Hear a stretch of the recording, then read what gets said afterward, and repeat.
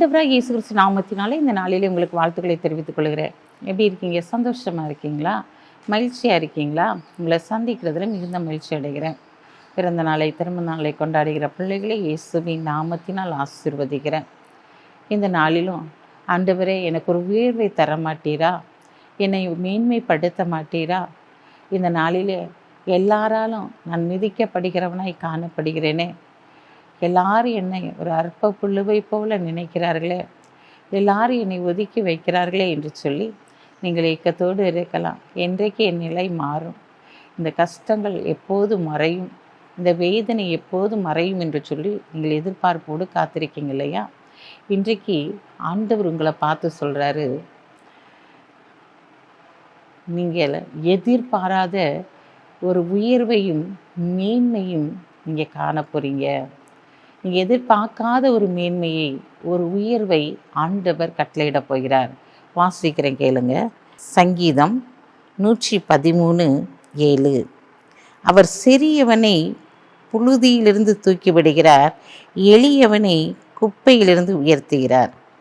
அவர் சிறியவனை புழுதியிலிருந்து தூக்கி விடுகிறார், எளியவனை அவர் என்ன செய்கிறாராம்? குப்பையிலிருந்து உயர்த்துகிறார். நீங்கள் என்ன செய்கிறோம்? ஆண்டவர் புழுதியிலிருந்து தூக்குறாரு, குப்பையிலிருந்து உயர்த்துகிறார் என்று சொல்லி பார்க்கிறோம். ஆம் பிரியமான சகோதரனே, சகோதரியே, உன்னுடைய வாழ்க்கையிலும் ஆண்டவர் உயர்வையும் மேன்மையும் கொடுக்கும்படியாய் கடந்து வந்திருக்கிறார். ஆண்டவர் இன்றைக்கு உங்களை பார்த்தா சொல்கிறார், மகளே, மகனே, இன்றைக்கு நீ எதிர்பாராத ஒரு மேன்மையும் உயர்வை நான் கொடுக்க போகிறேன். யாருமே கொடுக்க முடியாத ஒரு உயர்வை நான் உனக்கு கொடுக்க போகிறேன். ஒரு மேன்மையை நான் உனக்கு கொடுக்க போகிறேன். அற்பமாய் எண்ணினவர்கள் மத்தியில் நீ மேன்மை அடைய போகிறார்.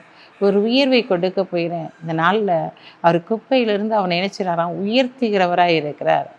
புழுதியிலிருந்து அவர் நினைச்சிறார் தூக்கி விடுகிறவராக இருக்கிறார். எல்லாரும் நம்ம குப்பையும் அற்பமாக நினைக்கலாம், இந்த நாட்களில் தூசியாக நினைக்கலாம், ஒரு புழுவாய் கூட நினைக்கலாம்.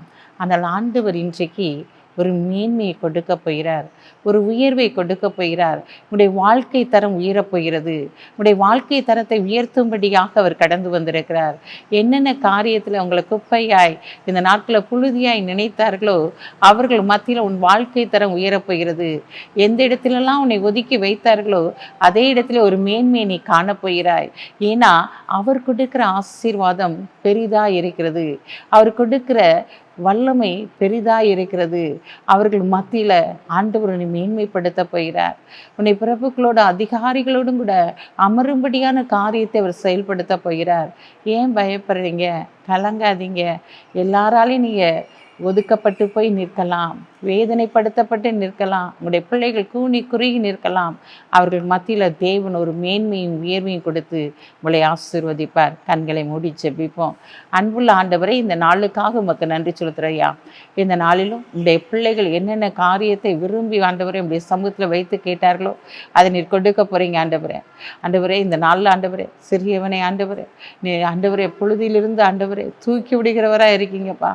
அவங்கள தூக்குறதுக்கு யாருமே இல்லைன்னு சொல்லி நினைக்கும் போது அவர்களை தூக்கி எடுக்கிற தேவன் நீர் ஒருவர் மாத்திரம் ஆண்டவரே.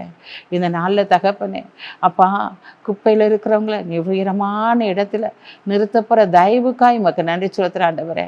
யாரெல்லாம் எங்களை குப்பையும் புழுதியுமாய் நினைத்தார்களோ அவர்கள் மத்தியில் நீர் ஒரு உயர்வையும் மேன்மையும் கொடுத்து உங்களுடைய பிள்ளைகளை ஆசீர்வதிக்கப்படுற தயவுக்காக உமக்கு நன்றி செலுத்துறையா. இந்த நாளில் பிறந்த நாளை திருநாளை கொண்டாடுகிற பிள்ளைகளை இயேசுவின் நாமத்தினால் ஆசீர்வதித்து ஜெபிக்கிறேன் இயேசப்பா. இந்த நாளிலும் எனக்கு ஒத்தாசை வரும் பர்வதங்களுக்கு நேராக என் கண்களை ஏறெடுக்கிறேன் என்று சொன்ன வார்த்தையின்படி உடைய பிள்ளைகள் ஏறெடுக்கும் போது பெரிய பெரிய காரியங்களை செய்து கனப்படுத்துங்க. இயேசுவின் நாமத்தில் ஜெபிக்கிற நல்ல பிதாவே, ஆமென்.